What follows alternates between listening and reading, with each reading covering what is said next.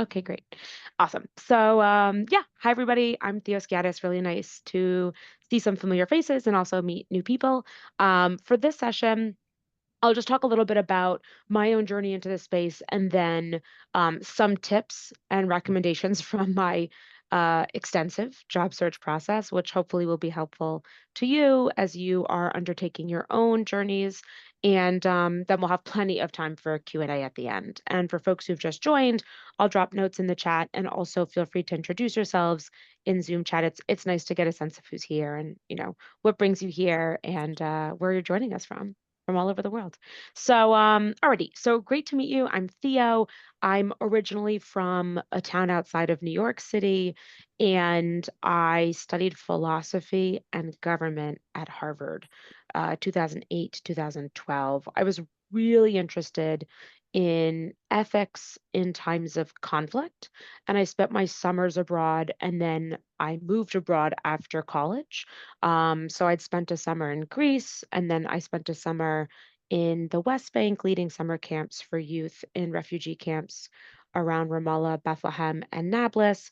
And then I moved to Morocco. I was there during the 2011 Egyptian and Tunisian revolutions and was there in the aftermath as well, 2012 to 2013. And so could see how social media was this incredibly transformative vehicle for emboldening conversation online about critical political and social and economic issues, and also how governments could respond in ways that included blocking internet services to control the conversation.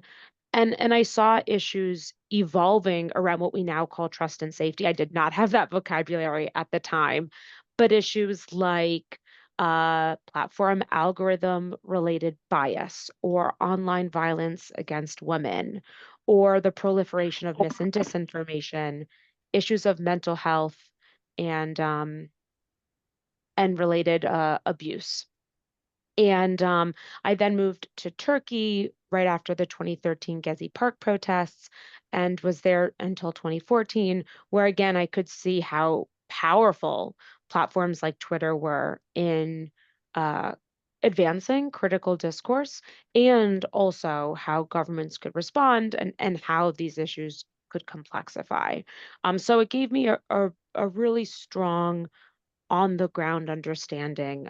I was working with nonprofits primarily in Casablanca, Morocco, and in Southwest Turkey. And I was also looking at issues of conflict resolution, community empowerment, and poverty alleviation.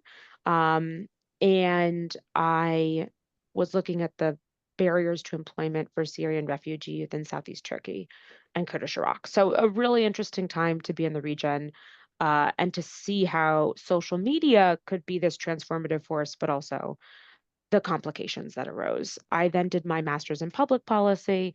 And so a very common trajectory into the trust and safety space or the AI governance space is an MPP. Not everyone has one. Others have JDs or other backgrounds, but MPPs are very common at the Kennedy School. And this event we're co-organizing with the Harvard Kennedy School New England Alumni Association. So there's a lot of interest from schools like HKS and from MPP programs in addressing online harm. So after I graduated HKS in 2016, just before Donald Trump took office the first time, I ended up joining a company called Booz Allen Hamilton, where I was looking at public sentiment, social movements, and disinformation using social media for the US government. So I was more or less embedded in the US intelligence community, looking for different defense and intelligence agencies at uh, publicly available information online. It's called open source intelligence, OSINT. It wasn't as popular pre-pandemic, but since the pandemic, it has really proliferated as a vehicle for understanding political and social issues. So I looked at issues of violent extremism, counterterrorism, cybersecurity, but also mis and disinformation. Examples were, for example, in 2017, Turks used, and again, please mute yourself if you're not speaking. So in I don't know why the thumbs up is there, but there's a thumbs up. Maybe I can get rid of it. Okay, it's gone. So yeah, in 2017 there was a Turkish referendum on their constitution. And I looked at how social media and traditional media could predict electoral outcomes. I looked at how Al Shabaab in Somalia was using radio to disseminate its message. Back in 2014 and 15, we were looking at how ISIS recruited over social media to reach a larger audience. But also, we were looking at NATO's military expansion in Eastern Europe and how Europeans were responding to NATO military activities in places like Romania. And so we looked at growing social media use among violent non-state actors as well as nonviolent civic protesters, journalists, and others to better understand political and social issues. My regional area of focus was the Middle East, North Africa, Eastern Europe, and then the Sahel region of Africa. In the start of 2021, I transitioned to tech. I joined Twitter, where I had a few roles. I helped facilitate our Trust and Safety Council. I'll start dropping some links in the chat as well as we go, just so folks can check out different, web pages that highlight the work that I was doing there. Oh, that first one is gone. That's really sad. Um, so I'll try and find another one. But basically, the Trust and Safety Council was Twitter's largest public consultative body, and there were four primary advisory groups: digital and human rights, child sexual exploitation, online safety and harassment, and suicide prevention and mental health, as well as temporary groups that I supported around dehumanization and content governance. And We had about 80 members globally. Oh, here I found a link that we can use. Here we go. I'll drop it in chat. Um, and so, yeah, I coordinated events with our members based on the groups that they were in, so that we could incorporate their feedback into our product and policy development processes. I also supported a global trusted flaggers program for human rights defenders. Um, and I coordinated a research hub for our public policy team on all of the trust and safety issues. And if you look at the document that I um, have dropped into chat, the one that says, oh, you know what? Maybe it's not Liz. I'm just looking. Yeah, yep, there it is. So let me screen share for a second. If you look at the document that I dropped into chat here, I would say, like, how do we define policy and trust and safety? Or, like, what does this mean? All of these issues are, I would say, more or less the ones that we looked at. So feel free to check out this list. That was the research hub that we coordinated, and I also supported our global transparency, elections, and crisis response work. So I've included a few other links. I supported the Twitter Moderation Research Consortium, which was an initiative to combat state-backed information operation campaigns that took place on Twitter. We shared information with three organizations in the summer of 2022. ASPI, which is an Australian policy organization, Cazadores to Fake News, which is in Latin America, and the Stanford Internet Observatory. And then plan to launch it publicly in September, but the acquisition and subsequent layoffs took effect a few weeks later, so it wasn't active for a whole long time. I also supported this event. So we tried to get feedback, or we did get feedback from about 40,000 people globally, both folks just across the internet and also in expert working groups on our world leaders policy after Trump was deplatformed in the start of 2021. And while I was at Twitter, we experienced the second Russian invasion of Ukraine in the start of 2022, and so out of that came our crisis misinformation policy. And you can see there sort of the work that we were doing to combat misinformation, and then the policy that came out of that. So I was part of conversations there too. So I had an amazing time at Twitter. Unfortunately, it did not last. I was on the public policy team, but working closely with trust and safety, and our team was very impacted by the layoffs and the acquisition. So I left the company at the end of the year. A few months after the acquisition, I stayed and then was ultimately impacted. And I became independent. So I was looking for a job. And to be clear, I had started looking for a job earlier. It was a really, really challenging job search process, much like it is now, because there are, I mean, the issue has complexified, but there are just so many people looking to enter the space. And so what I ended up doing unexpectedly, but it really was incredibly meaningful, was I became an independent consultant. So I've dropped a few links to some of the work that I did.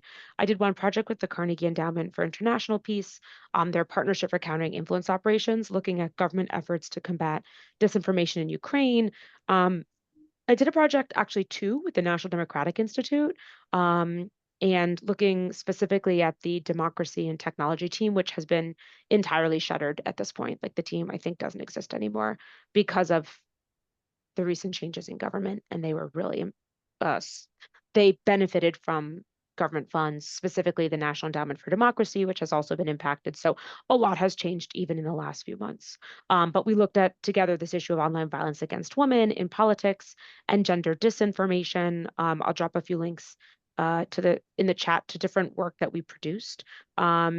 And we ultimately also organized a conference in Kenya where we brought together 60 people to look at gender disinformation. And so let me just drop a link to, yep, here we go. That's the report itself. Definitely worth checking out. Super interesting work. But even the organization that put that report together, if you look at it, it says it's the Global Partnership for Action on Gender-Based Online Harassment and Abuse. Unfortunately, like the US landing page has been taken down as well. So I mean, this work is very much at the crossroads of changing political moments. Um, and yeah, some other consulting work that I did included with the Committee to Protect Journalists, where I helped create a chatbot on journalist safety. You can see the launches there in the chat. And also, I'm just like going through my notes. So if you're in the notes doc, which I'll drop again in the chat, you can just kind of follow through. You'll see I'm just kind of scrolling down. I'm at the bottom of page one. Um, I worked with the and then I worked with a nonprofit called Partnership on AI. So for me, this was very pivotal because it gave me the opportunity to do work that was more explicitly AI driven. Although the reality is that all of this work was AI connected because AI existed before the ChatGPT revolution, right? We were using predictive tools, AI tools, well before LLMs and generative AI proliferated. And so, the harms that have been amplified in recent years by generative AI systems are really just sort of more sophisticated versions of issues we were already dealing with. So it wasn't as much of a step as people might think. I think people think it's like, wow, how did you go from trust and safety to AI? But actually, it's just one step over. It's not such a huge jump. So Okay, so yeah, I helped organize this conference in London in October 2023, with Partnership on AI, and it was a great time because that was the first AI Action Summit organized by the UK government at Bletchley Park, and it put me in the heart of the global conversation on AI physically. So that was a unique opportunity. I also helped put together this policy steering committee for Partnership on AI, and I worked with a nonprofit called the Effective Institutions Project, which was advising or continues to advise philanthropies on AI giving. And so that gave me a little bit more experience and exposure to philanthropy as well. And then I joined the Humane Intelligence nonprofit. Now I'm their chief of staff. Uh, and that was at the start of last year. So Humane Intelligence is a really cool organization run by a woman named Raman Chowdhury that organizes AI evaluation. So we organize global AI evaluations. I'll actually screen share. I can show you the landing page just because it's really cool to see. And so let me screen share here. So basically, we organize AI assessments. In 2023, Human Intelligence organized the world's largest AI red teaming event at DEF CON of closed models. We had 8 models tested, almost 2,500 people participated, and just incredible in partnership with the US White House. And then since then, we've organized events, including with the Royal Society in the UK on COVID and climate misinformation, Autodesk University on intellectual property rights, a nonprofit called Compiler on journalism and AI. We did a really big event with NIST, the National Institute for Standards and Technology, on their AI risk management framework. We did a red teaming event in Brussels with a nonprofit called Femiso on tackling the issue of Islamophobia. We did a very large event in Singapore with the Singaporean telecommunications regulator, IMDA, bringing together folks from 9 to 10 East, Southeast, and South Asian countries to look at multicultural and multilingual bias in the Asia Pacific region. We also did an event with UNESCO in Paris on technology facilitated gender-based violence. And we did one with a nonprofit in Australia on cybersecurity, and we did one with the US Department of Defense as well on medical device misinformation. And most recently, we were at RSA, cybersecurity conference, doing a red teaming event there in San Francisco. And we also organized something called bias bounties. So we've organized 3 so far. They're basically competitions that anyone can participate in. The others you have to sort of be in a certain cohort, typically like attending a conference or something like that. But here, anyone age 18 and older can participate. The most recent was with the Indian Forest Service, and we were looking at optimizing for reforestation. And more recently, or before that, we were looking at extreme alt-right extremism with an organization called Revantalit in Sweden and Norway. Um, and yeah, it's just really, really interesting work. And then in June of last year, I transitioned back into a full-time role. So I sort of reconfigured my schedule. I scaled back quite a bit of my consulting work, and I've been working as the community policy manager at DoorDash since June of last year. So what that means is we look at issues of quality, fraud, identity or authenticity, and safety. And DoorDash has a three-pronged marketplace. So we've got the dashers who deliver food, we've got the customers who order food, and we've got the merchants or the restaurants that make the food. And so there are issues that can arise amongst all of those intersections. And most recently, we actually just launched our community guidelines, which I'm really excited about. That took a long time to write, but you can see here, these are guidelines that show the importance of respect, safety, authenticity, and integrity for all of our users. So this is the news piece that announces it, and the guidelines themselves are here, structured in those ways, and you can see different examples. And so these are the kinds of issues that we deal with, and I'll drop these links in the chat. So yeah, and then the last thing I'll note is I joined a part-time PhD program at King's College London in the fall of last year. It's distance learning. Happy to chat with anybody about that. I think it's a really good opportunity for folks who are interested in doing academic work, but maybe not a full-time program. And so I'll just drop a link to the program that I'm doing, and I'll also drop a link to my like information about it. I'm basically looking at online harm. It's a philosophy PhD, and it's part-time, so I do it sort of mostly on the weekends. Okay, so that's sort of how I got into the space. Hopefully that can clarify some questions that you may have about different pathways into this space, and I'll just drop these 2 other links in. And then what I want to spend a few minutes talking about before we open it up to Q&A is just like recommendations and best practices for folks who are trying to access this space. So a few thoughts. One is, let me just walk folks through this document that I'll drop in the chat again. So this is a document I put together as I was job hunting, and I think it's helpful for anyone. These are great job search engines that you can reference. So Business and Human Rights Group has a really great, this one's outdated, so you have to subscribe and get their newest ones, but a really good listserv of or like a list of open roles across ecosystems. So civil society, press, as well as international organizations, for-profits, all the different ecosystems are listed here. It's just a great recurring, I think, monthly series. I also absolutely recommend joining All Tech is Human. First, you have to join the newsletter, and then you can apply to join the Slack. And the Slack is incredible. There are amazing 12,000 members across 107 countries. Just an incredible, incredible resource. And they also have their own job board that you can check out too. All Tech is Human is a wonderful resource. There's a few other groups listed here too. Some of these are maybe a little harder to access, but just great job search engines. And oh, and also as I'm going through, feel free to like raise your hand or jump in. This can be really informal. Um, Okay, so then these are communities. I think a big part of a effective job search is building your network because it's really hard to do this alone, and you will get better opportunities, more connections, more referrals, and just have a better overall experience if you're doing it, I think, as part of a community. So, like I said, All Tech is Human is amazing. If you qualify, I absolutely recommend joining Integrity Institute. So, Integrity Institute is a little harder to access. You need to have had 6 months of trust and safety or integrity experience before joining.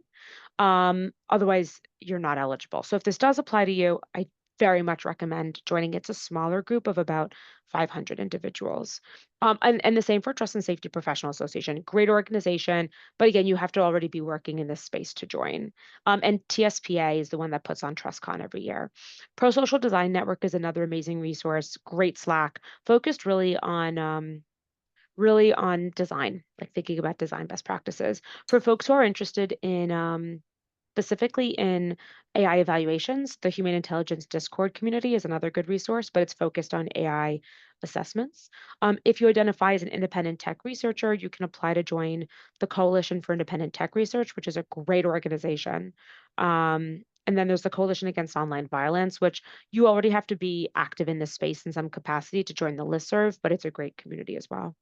A lot of jobs are posted to different newsletters. For example, the Berkman Klein Center has great events, but also they list really incredible opportunities. I suggest joining their newsletter, which you can do here. And yeah, other groups, everything in moderation. Katie Harbith's Anchor Change is a great newsletter as well. So those are some. And then there are additional resources here. So one of my friends, Brooke, has a great list of lists, which you should check out. Technologists for Public Good has some resources here as well. Um, TSPA, Trust and Safety Professional Association, actually has coffee hours that anybody can attend. So these are really great opportunities. You can meet with wonderful people in this space, um, who are happy to chat with you. So there are individuals who post a lot. Jeff Dunn is someone I would suggest following. He works at Hinge and just posts a lot like this. Open jobs in this space. He just kind of links to them. So this one's a little bit outdated, but if you follow him, you can get his push like information. Dona Bello is also someone who I think pushes out information periodically. So you can check out her LinkedIn. Some folks here have offered to help. I think they might be at capacity now, but if you're someone who's been impacted by federal government layoffs, yeah, I think some people they've had so much outreach that they may have even tightened their security since I did this. But the transition manual from federal government that Justin posted, I think is still very good. So definitely check out his transition manual. Um, and it's really like into tech is what he's focusing on here. Kat Duffy has some good resources as well.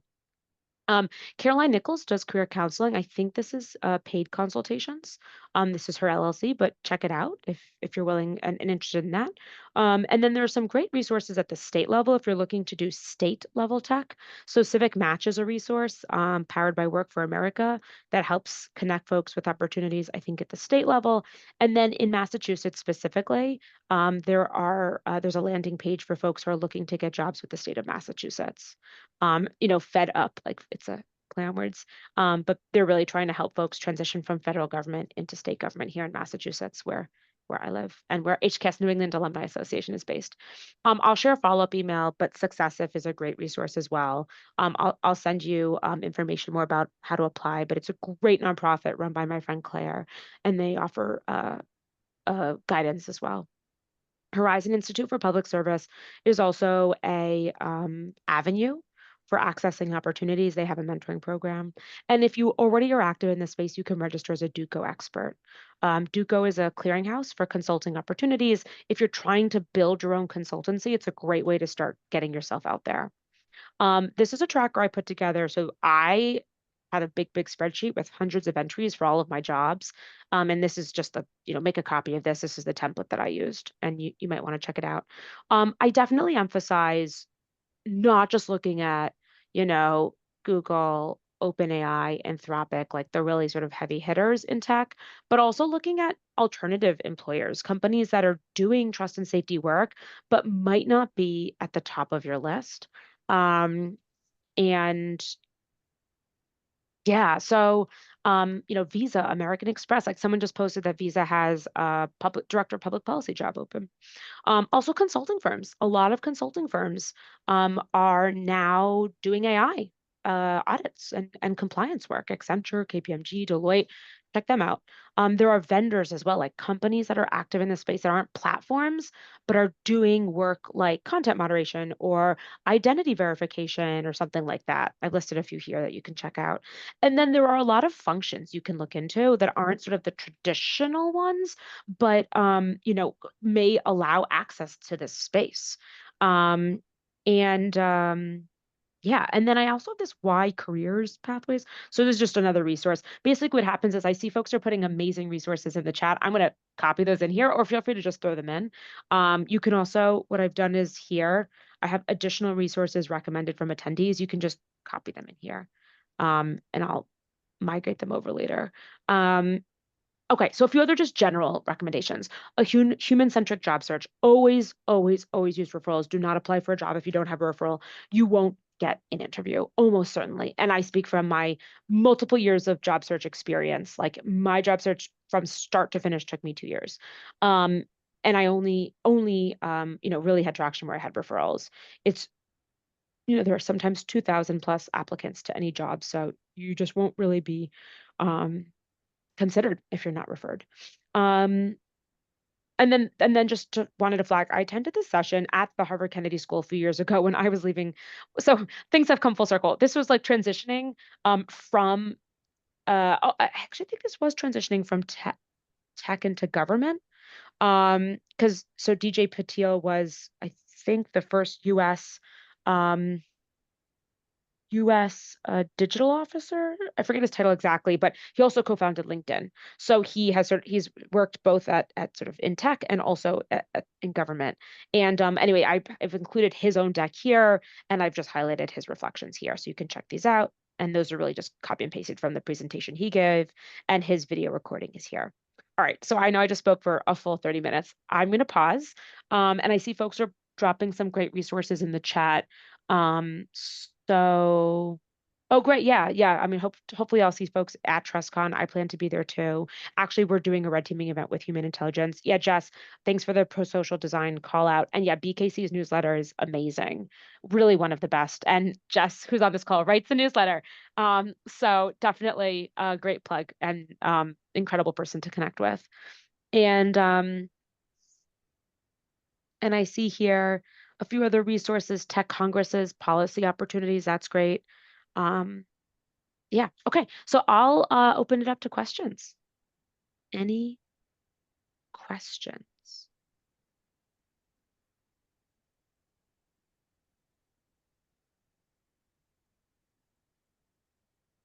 I'll just make one additional comment.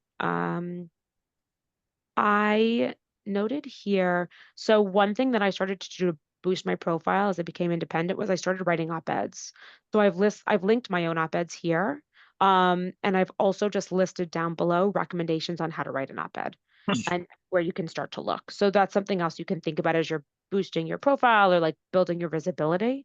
And this here, just so you know, is more or less a copy paste of the information I was just walking us through here. So it's a copy paste, but the only thing I've added is this Fed to Tech Summit. So for those of you who are transitioning away from the federal government, this is Monday, May 12th. Someone just shared this with me.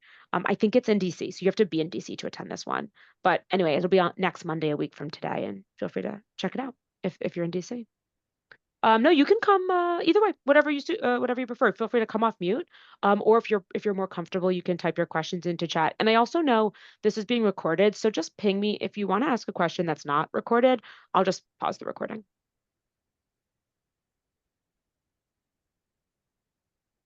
But yeah, Inta, do you have a question?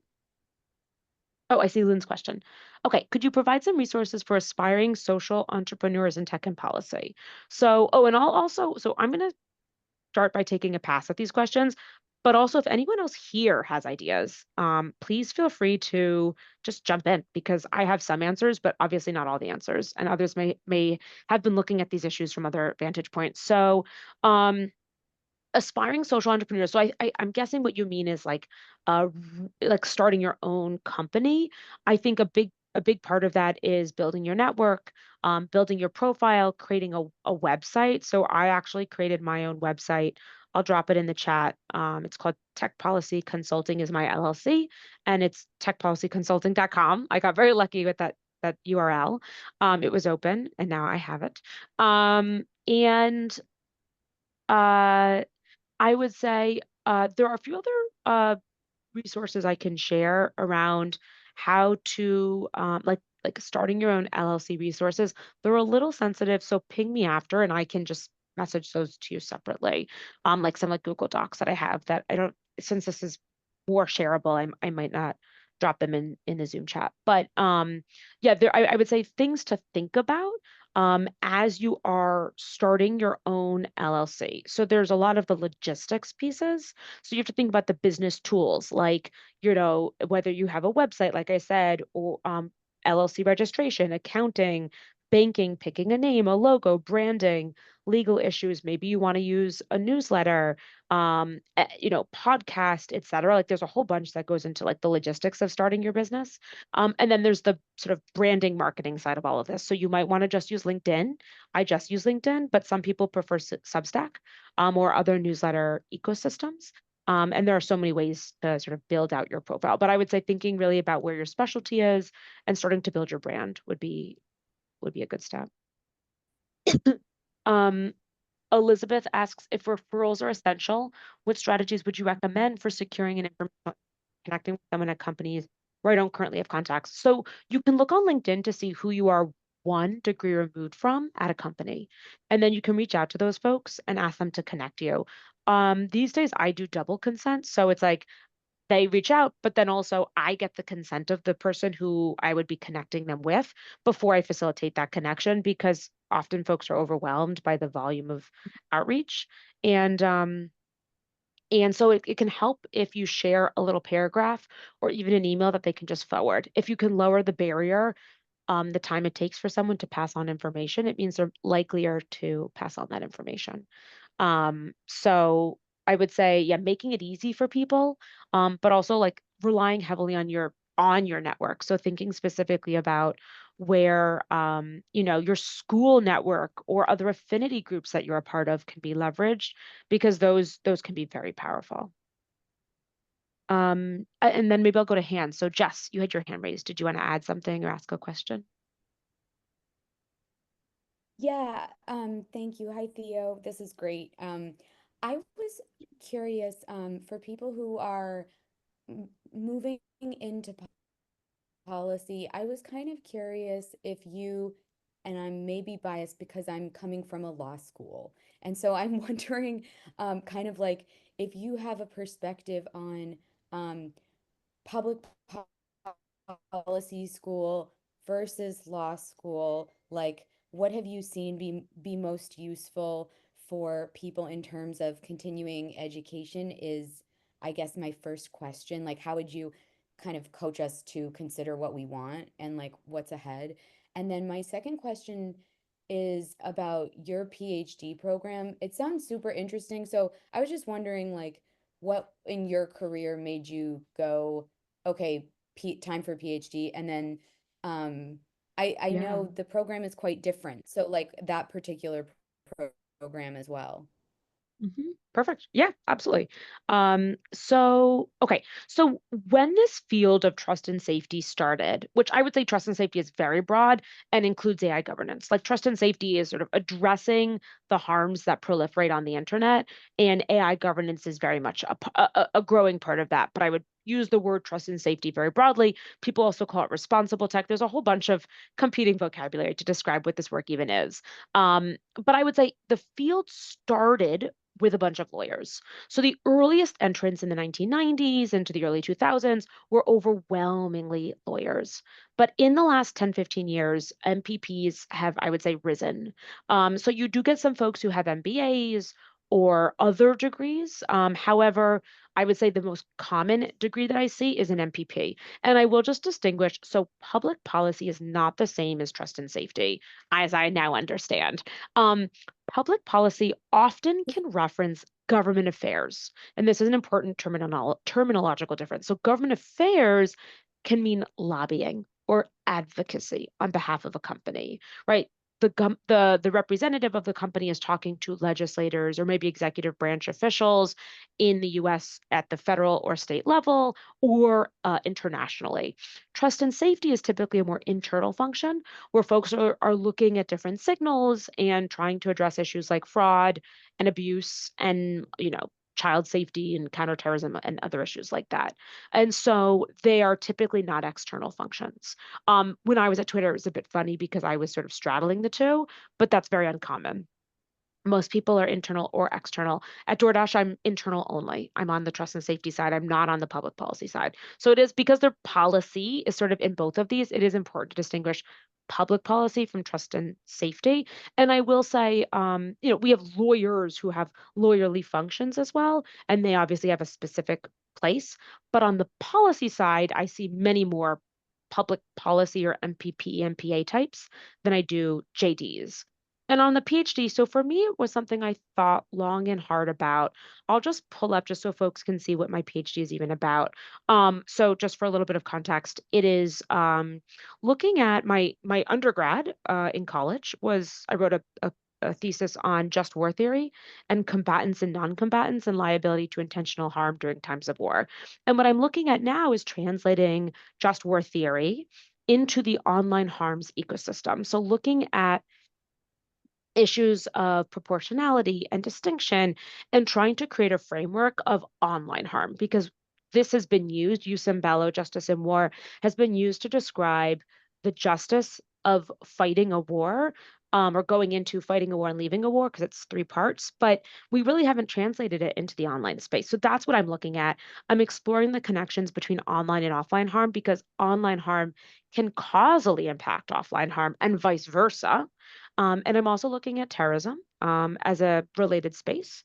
And yeah, and like digital authoritarianism and digital libertarianism. So I decided to do a PhD because I think it gives the unique opportunity to study an issue that I've just been thinking about for a long time. You have to be very passionate about your issue area. Um, I also love the additional credibility that it offers. And I'd like to be more connected to academic spaces like BKC. And I just think a PhD will be very helpful for me in advancing that. I decided to do this part-time model. It's distance learning and part-time because I didn't want to give up my full-time work and my part-time work. So I think for folks who know that they want to be tenure track professors, then you really should do a full-time PhD program.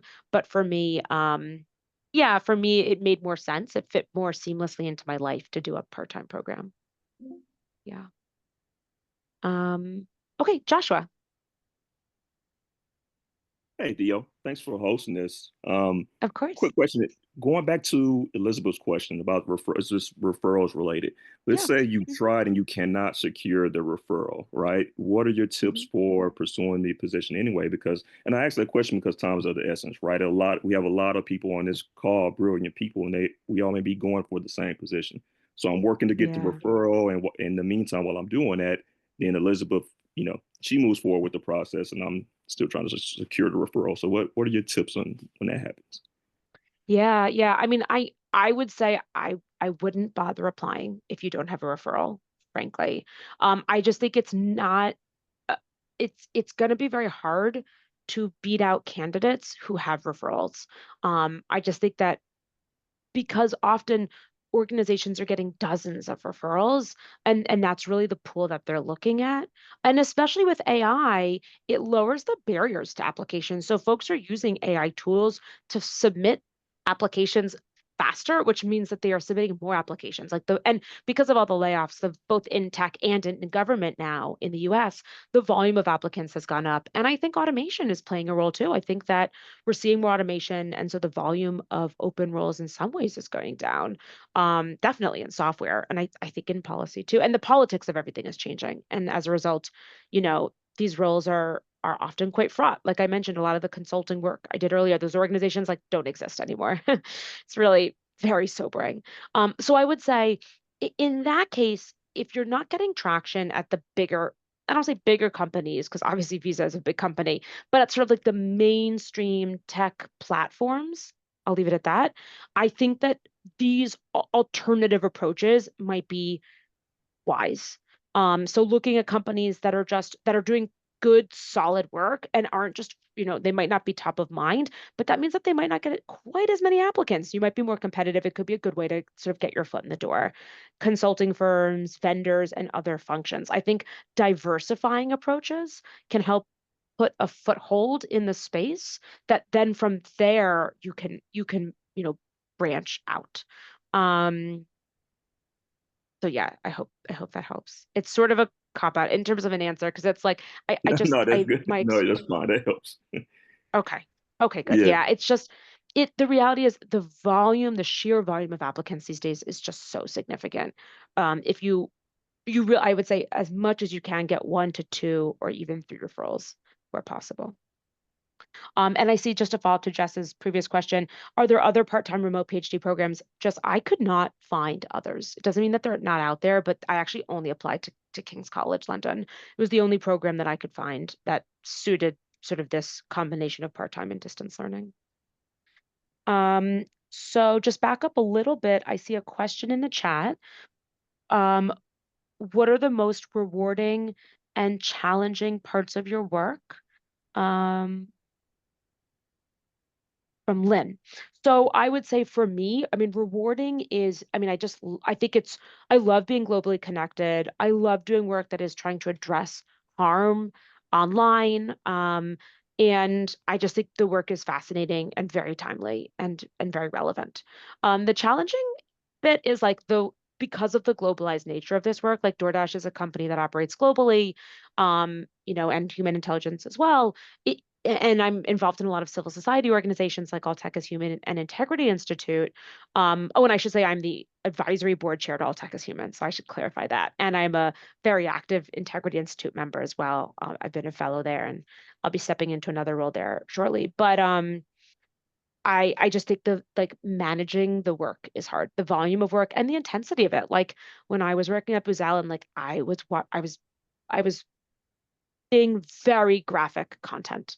Over time, I've moved a little further from some of the content, but like sometimes I'm reviewing content, I'm listening to messages and looking at images that are quite sensitive. And so both like the graphic nature of the content we're reviewing, as well as just like managing the pace of work. I think that's really challenging. There's more to do than time in the day. Yeah. Inta asks, what hard and soft skills do you recommend that aspiring TNS professionals cultivate? What are some of qualities and skills that the best TNS professionals possess? I think historically, I mean, a lot of it was like knowledge of geopolitics because so much of this was actually about like, you know, moderating content and engaging globally. And so there actually was this quite powerful like intelligence and foreign service or, a diplomatic sort of government to tech pipeline that I was a part of. I didn't know until later that there was this big pipeline, but a lot of folks came into trust and safety from the US or intelligence community and also the diplomatic community, the US Foreign Service. A lot of my friends came from those two spaces in the trust and safety world. So I'd say geopolitics, I would say communication skills, and also it really helps if you pick a few areas here to specialize in. So, I mean, at this point, I do a lot of work in abuse and harassment. I've done a lot of work in digital rights, a ton in disinformation. I've done a fair bit in misinformation, hateful conduct, terrorism, like picking some areas to specialize in as well. And I also recommend there are incredibly great organizations in civil society, nonprofits doing work in this space.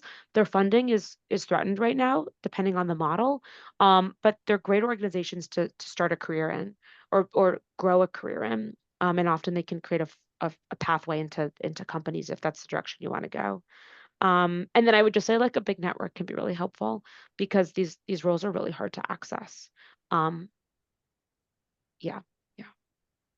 And also feel free if folks have other thoughts, feel free to just like add comments. You can respond also. Luke says or asks, as an incoming HKS student, congratulations, Luke. Hope you have a great time at HKS. And I live in Cambridge, by the way. Um, with little background in this sector, what type of classes, skills would you recommend exploring over the next 2 years? I think like, and when I was a student, 2014 and 2016, there were like almost zero tech policy classes. So things have really, really changed. I think anything AI related is great. And I know there are a lot of like AI policy classes, tech policy classes. I also think that econometrics is really important. Like I took a ton of econometrics, which is the basis of data science. And data science is a huge part of the work in AI and machine learning. And so it just helps you understand like the relationship that we have to data, how data can be assessed and understood. And I think for me, those classes really helped me understand how to work with data at scale. And in trust and safety, we're often not doing a lot of data work per se, but like as someone who reads research in this space, it really helps me be an informed reader of that research. So I also think econometrics is a really useful, like statistics, but applied statistics would be really helpful. On a related question, Inta asks, are there any courses or upskilling opportunities that you recommend for people who are interested in the tech policy space? So a lot of folks, well, first I'll plug Humane Intelligence's bias bounties. So I'll drop the link again in the chat. We'll be launching the next bias bounty in the next few weeks, hopefully on gender bias with an organization called Digital Green. It's not live yet, but these are great opportunities and they're tiered, so you can engage at the like beginner, intermediate, and advanced levels. And so it gives folks the opportunity to um, build up skills at different levels in the AI space. They can be technical if you're comfortable. Um, Also, a lot of folks do Blue Dot Impact. I'll drop a link in the chat. It's basically an organization um, that does trainings. I will say, for folks who aren't aware, there's a pretty big divide between AI. So AI harms fit on a spectrum. Current harms, which are measured harms that we've already been observing for the last 10 years, and that we observe happening today versus prospective future harms. So AI alignment concerns, like the idea that AI might misalign with human incentives and objectives, that's a future harm. Or catastrophic risks that result in extinction level events, right? That's a future harm. So the AI harm community is split across the spectrum. I operate in the current harm space, but there are people who do work and research in the future harm space. And Blue Dot is based in that community. So just a flag that you're going to see language like AI alignment, which isn't language that I use day to day, because those folks are planning for prospective harms. And there are quite robust divides as well in conversations about sort of what makes sense to invest energy. But Blue Dot is something that I know folks are using as well. Yeah. And if folks have other recommendations, feel free to throw those in the chat. What link would you recommend joining regarding TNS and policy? David asks. I actually don't know. I'm not part of any LinkedIn groups. Frankly, I didn't even know. I don't know that much about this question. So if anyone else has thoughts, feel free to jump in. Um, Abdullah asks about what prompted me to pursue a PhD and more studies. I think I more or less answered that, but Abdullah, let me know if I didn't. I know that's questions from a few minutes ago. Noor asks, do you know particular listservs or organizations focused on health and AI? That's a great question. As doctors using AI more and more, do you recommend starting broader in the TNS space? So, Noor, one organization that I did a little bit of work with um, in this space, which sits at the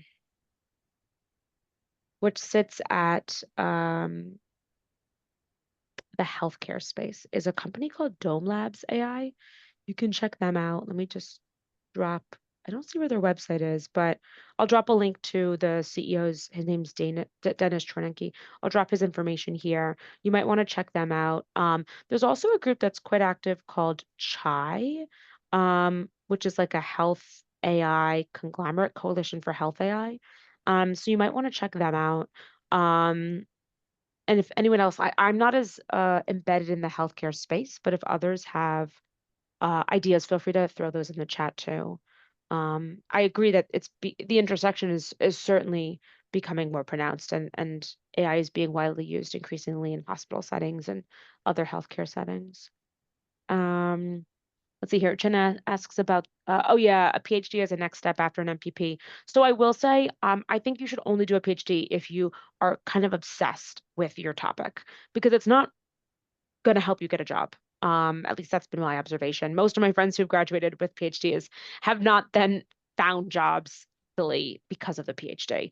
So I would think of it, unless you're doing, unless it's a passion area and you want to make that your whole life. I caution, in the US, the job market right now with PhDs is not great, is my understanding. Although if folks have other thoughts, feel free to jump in. Um, but yeah, I urge caution there. Because look, the opportunity cost is so significant. Emmy asks, how do you recommend leveraging a newsletter during a job search? I've been running one for a few years and have built a decent following, but I'm not sure how to capitalize now that I'm job hunting. So I'm not sure. I only post to LinkedIn, and I really only post things that I organize or events that I attend rather. Um, But I think, if I had to guess, I mean, I think like Anchor Change, which is a newsletter that Katie Harbeth puts out, is a really good example of this, where she adds her reflections, like it helps her build her network. Now she's doing it as an independent consultant, not in an effort to get a full-time job. I think the best connection is just that it builds your profile and establishes your credibility as someone informed in this space. And so when you apply, it's just something that people might know you from, and name recognition is really important um because it's such a crowded field. But again, if others have ideas there, how others here have leveraged newsletters in your job searches, feel free to jump in there. So Inta asks, any advice for people who are transitioning from the government or government contractors into this space, especially in a difficult job market? I think the referrals is going to be your best friend. Also, there is a lot of sympathy right now for people leaving government because of the layoffs, and I benefited from that sympathy when I left Twitter for the exact same reason, and because of the same person. And I think that that's probably the best thing you can lean into. Make sure you post to LinkedIn about your situation, because people need to know you're looking for a job. Like, people still send me job postings because I was looking for a job for so long, and they're just like, oh, you might be interested in this. And it's like, I'm not looking for a job. But they've gotten in the habit of sending me jobs. And that's really kind. But I would say the best thing you can do is just boost your profile as a job hunter, because people need to know that you're job hunting to send you things, and they want to know what kind of job you're looking for specifically. Emmy asks about the importance of, yeah, connecting the industry and academic worlds. I mean, I think that, oh yes, yeah, I agree. It is important. Definitely want to move towards it. I think there are challenges there too. Elizabeth says, as someone nearing the end of a PhD, my advice is this. Oh, yes, this is right. Unless you're passionate enough about a topic to dedicate 80% of your waking hours to it for several years, or unless you feel the need to challenge or change something, don't pursue a full-time PhD. It's a massive commitment, and the payoff isn't just academic. It has to matter to you on a personal level, or that you want a job that requires a PhD. I think that is spot on. Definitely agree there.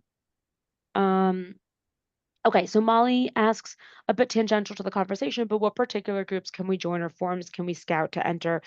Oh, that online just war theory space. Yeah, I don't think there are that many, actually. I mean, that's part of why I chose the subject. To Elizabeth's comment above, I want to change and challenge some things. And so that's why I'm doing my PhD. But I actually think that there isn't a huge online just war theory space, but I hope to make one. And if others do know of spaces, I would love to hear about them.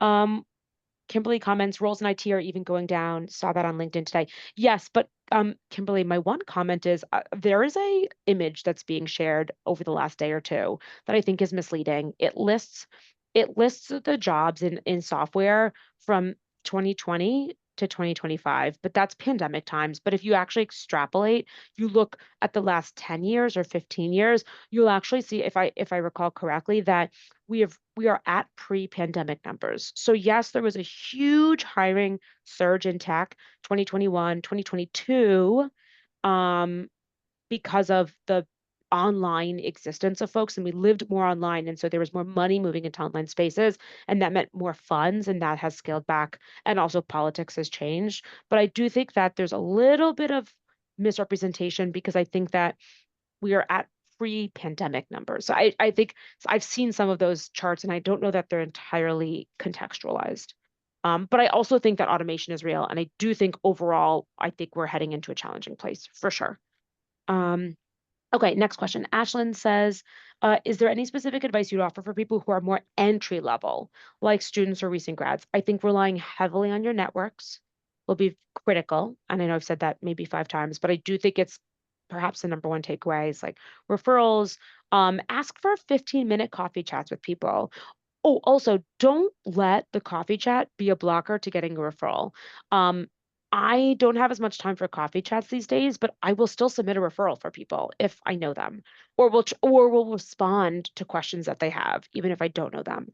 And so I wouldn't hinge a referral on a 30-minute conversation because folks might not be able to do that 30-minute conversation, but they might be able to have the capacity to do the referral. So you can give people options. You can say, hey, I'd love to have a referral if you have time.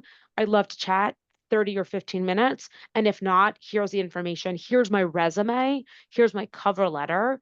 Can you submit this for me? And by giving people options, it lets them pick and choose the sort of option set that's best for them. And also, the more personalized you can make a connection, the better. So when people reach out and they really have like read my stuff on LinkedIn and I see we have very clear overlapping interests, I typically respond more enthusiastically because I see we have really common interests and that excites me.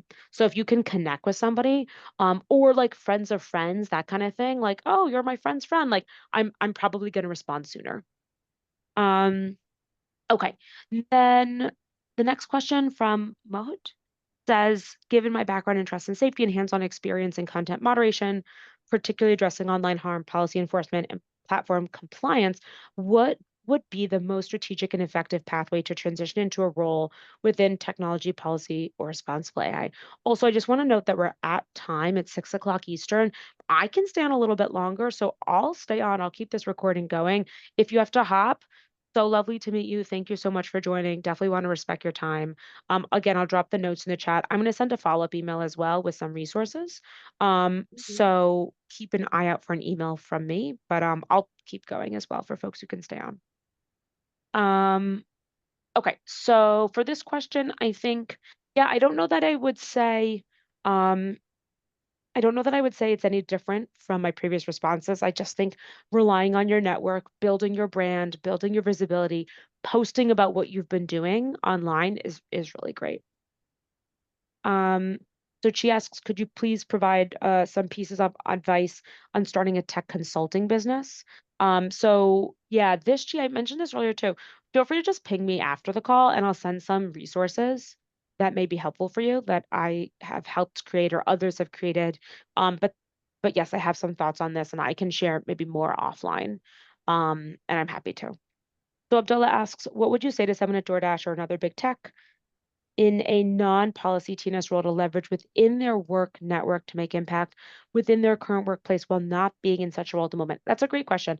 I mean, people in trust and safety teams are very resource limited. And so if you can help them advance their objectives, then you can do trust and safety work alongside them. Like people, we love partnerships because we are often quite resource limited. And so yeah, being an ally and helping move something along, a lot of work is done cross-functionally across teams. It's not just one team in trust and safety. It's many teams working together, marketing, legal, public policy, et cetera. And so you don't have to be in this TNS function necessarily to do TNS work. I like this question because I do think that there are ways we can all get closer to this work without necessarily having a job title that is trust and safety. And I think that's great. So Prayakta asks, do applications through LinkedIn succeed in getting interview calls? I think the answer is yes, if coupled with a referral. But I don't know the numbers. I don't want to speak offhand, but I do think that it's possible. But again, I think the more familiar you are to the hiring manager and the recruiter, the better your chances are. Um, And if you folks are pinging me privately on DM, feel free to just message me on LinkedIn after. We can definitely keep in touch. Okay, Deborah asks, would you be open to mentoring passionate individuals who are interested in exploring public policy and AI governance?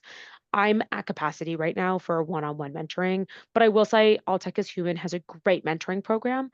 I will drop a link in the chat. I definitely recommend signing up. This is sort of my equivalent, just because I have found myself time constrained these days, but I'm going to drop the link to All Tech is Human and I've been a mentor. I was a mentor last year and the year before. It's a great program, and I definitely recommend it. Um, okay. Next question is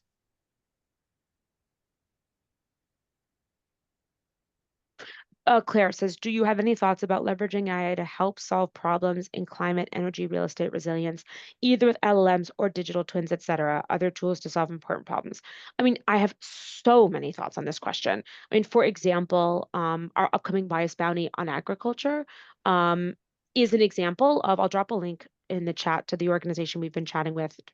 It's basically Digital Green has something called Farmer Chat. And Farmer Chat is a tool that Hmm? farmers Why are you asking?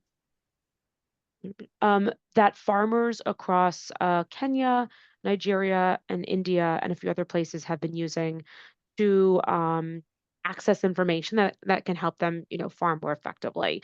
So I think AI can be great, but I also think it should be evaluated, and that's part of why we're doing a bias bounty. So I think these tools, especially like chatbots, things like that, can be very value add, but I also think that we have to be careful. And these increasingly, a lot of these AI tools are pushing information that is not accurate. Um, and so we just need to be really mindful, and we need to do AI evaluations, like the work we do at Human Intelligence. All right, next question um, is from S. If people are interested in PT, oh, great, this is actually an opportunity. So I think part-time or distance PhD options. S is suggesting some great ideas here. So thank you for doing that. Um, Uchenna offers some information for incoming MPPs about econometrics. Love to see that. Um, oh, and Abdullah seconds Blue Dot. Yeah, I think I agree with that assessment. Oh, and apparently Joshua shares that there's a hackathon by Blue Dot as well. Yeah, they're quite active. Um, okay, we're almost at the end here. Elizabeth says, oh, and bias and disparity testing in healthcare models is still lagging far behind the tech. Yes, I agree with that assessment. Joshua, to participate in a bias bounty program, we'll be posting it to social media, but you can also just sign up for our newsletter. And you can do that by just scrolling down to the bottom of I just dropped it in chat, to the very bottom of that link that I just put in. Scroll down, down, down. You can sign up for our newsletter, and then we'll email you directly. Or if you ping me after, I can add you to our newsletter.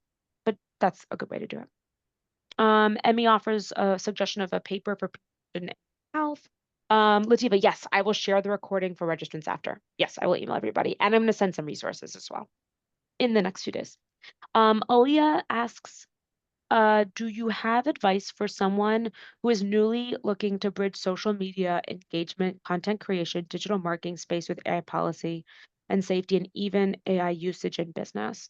I mean, I think some of what I shared earlier applies here. And if folks have ideas too, feel free to jump in. But building your brand, posting on social media, on LinkedIn in particular, I have found to be very effective. Um, Creating a Substack, it's time consuming, but it could be useful. And I think just like referrals can be really helpful, like building your brand and your business that way. Um, a comment from Elizabeth on, okay, the driving force around research, which is great. Justin asks, what areas of philosophy do you find most valuable or applicable in your work on policy? That's interesting. I think that I wish philosophy played more of a role on policy. I mean, I do think that like ethics is really important. I don't frankly, I do think I think the work in policy is a bit divorced from philosophical conversation.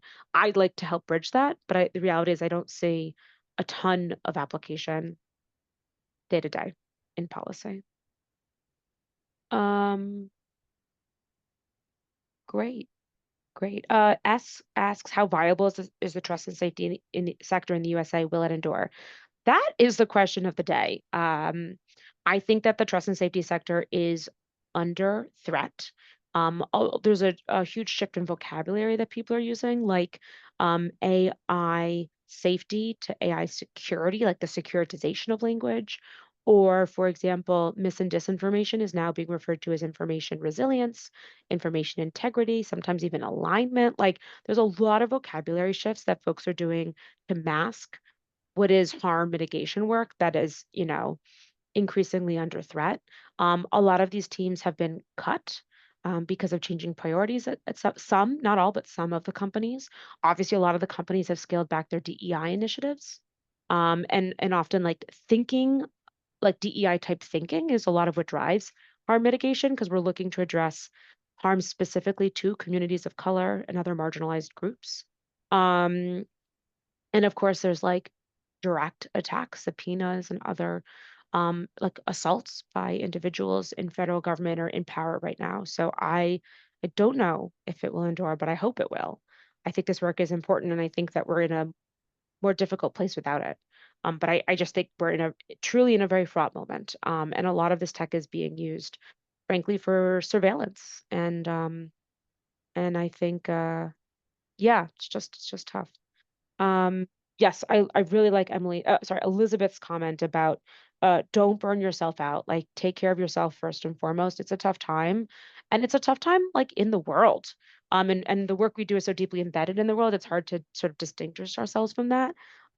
So yeah, please try and take care of yourselves, rest and relaxation. I go hiking. I read fantasy fiction. I don't know if others are romantasy fans out there, but I sure am. That's my happy place. If you're a fan. Uh, and yeah, I think that's a really important call out. And then Josh, oh, that's very kind. I love tea. I've never had a cup of coffee in my life, but I'm a big tea drinker. And so I do love tea. Yeah, if you're ever in Cambridge, definitely let me know. Love to meet new people. And yeah, I mean, you can always, I guess, leave a reference on my LinkedIn. That's great. Just like at the bottom, you can leave references. That sounds great. Otherwise, just yeah, I mean, it's so lovely to meet you all. I think maybe final question is Emily's. Hi, Theodora. Thank you so much. This has been super informative. For me, I'm just like kind of getting into the space, so I was kind of going in pretty blindly. I was wondering if you had any advice for recent grads that are like having a hard time entering the space. Do you think it's useful to go into an MPP right away, or do you think like having that real world experience would be more beneficial? It's a really good question.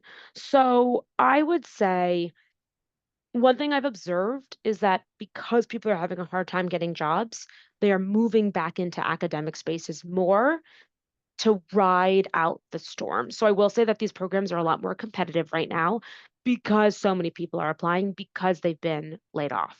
Um, and um, I think you are going to have a better MPP experience or MPA or what a public policy experience if you have at least 2 years of work experience. I had 2 years before I started, and I think it was really helpful. You'll also just be a little bit young. Like your cohort will be a bit older than you if you start straight after college. I think 2 years is wise. But you don't ideally want 2 years of unemployment. Like you want to be in some way employed during that time. I think an MPP can also be really helpful for pivoting. Like it gives you incredible access to opportunities. And I think like you can take the time from college to sort of use that as a launching pad, do some work ideally, and then go into a master's program. I think to do a program straight out of college is tough because you're just you don't have any real world experience in a full-time role to bring to conversations in classrooms. And I just think students get more out of the program when they are a few years into their careers. I think the average MPP age is 26 and MPA is more like 27, 28. Same for MPAID, international development. And then the mid-career MPA program at HKS is like 39. And that's a 1 year program. But I think, yeah, to be 21 or 22 is just a little bit young to be doing those programs. I know for JD students, because it's not really a professional degree in the same way, folks are a little younger and are often out of college. I just think it's a bit different for a program like HKS, which is more like a business school program where the network is a real value. it's one of the driving reasons to go to the grad program. And I think you just get more out of it if you have a better sense of what you're looking to do as well. So I hope that helps. Yeah, yeah, it does. Thank you. Okay, great. Um, okay, great. Well, thank you all so much. I'm gonna close the recording. Happy to stay on another minute or two if folks have any offline questions, but otherwise, thank you so much, and wishing you all the best in your journeys. Thank you, Theo. Thank